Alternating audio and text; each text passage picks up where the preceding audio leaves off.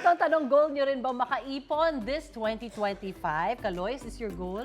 I've already achieved, but I want more, of course. Pues ito na ang sign na simulan na ang ipon challenge niyo. Ang dami na nga nag-share ng iba't ibang diskarte sa pag-ipon.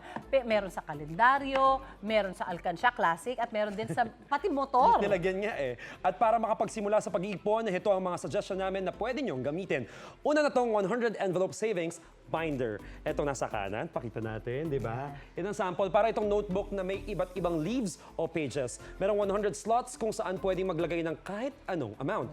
200 pesos mabibili ang binder na to. Alam Yung mo, kapal nito kasing kapal ng pisngi ni Anzo. Grabe! Ang daming Wow, mapagkakasyang mga pera dyan. Ay, aray ko. Oo, maraming slots ito eh. Imagine kung mapupuno mo ang 100 slots Ang ng tig dami. 100 pesos ay makakaipon ka ng 10,000 Ay, pesos. oo nga naman. Hindi mo naramdaman, di ba? At saka yung dati yung mga nanawa ng mga K-pop fans nila. Kasi di ba ito yung nilalagyan ng mga card. Ano tawag sa mga ganun? Di ba yung may mga binder sila na ano? Photo cards. Photo cards. O yung kung kunwari nagsawa na kayo sa ganun ninyo, pwede nyo gamitin ulit, pera naman ang ilagay Pwede ninyo. i-reuse, di ba? Perfect. Oh, Nice. that. At talagang 50 pesos naman, pwede ka nang makapag-ipon gamit ang ipon jar na ito.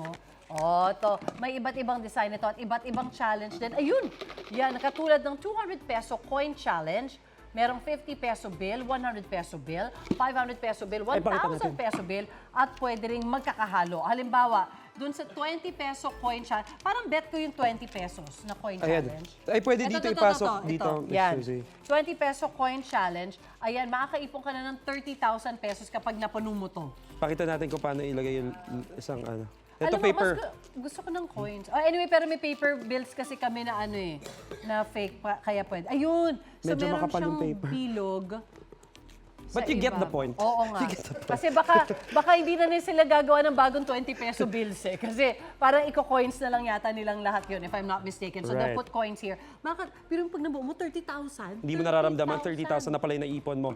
It's not bad, saka long way to go. Yes. Ang sunod namang ipon challenge item natin, itong acrylic wooden box bank. Mas nakaka-inspire mag-ipon gamit ang Alcansya na to dahil mas madali mong makita ang mga perang naipon mo sa loob nito. Ang ano, At glass saka pala siya. social nung dating. Aesthetic. At may nakalagay pa, may quotes pa para lalo kang ma-inspire sa ipon goals mo. Ano nakalagay sa'yo, Miss Suzy? Ako nakalagay, I just wanna have funds. Aba, Ang cute! witty-witty. Ang cute! Start small, dream big. At saka, save money.